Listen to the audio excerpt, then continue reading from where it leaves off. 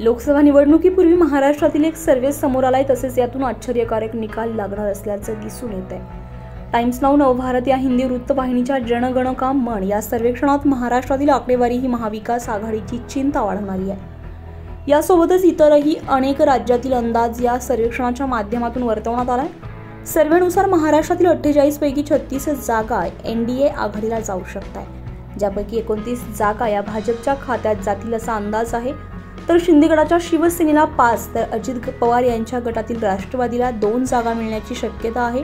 दुसरीकडे असा अंदाज वर्तवण्यात आला आहे की काँग्रेस फक्त एका जागेवरच विजयी ठरू शकते, तर उद्धव ठाकरेंच्या शिवसेनेला 8 जागा मिळू शकतात। सर्वेनुसार भाजपला सर्वाधिक 36% मध्ये मिळण्याची शक्यता आहे।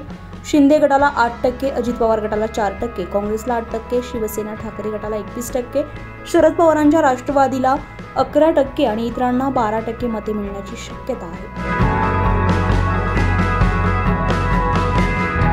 DS News 24 साठी अश्विनी पुरी, मुंबई।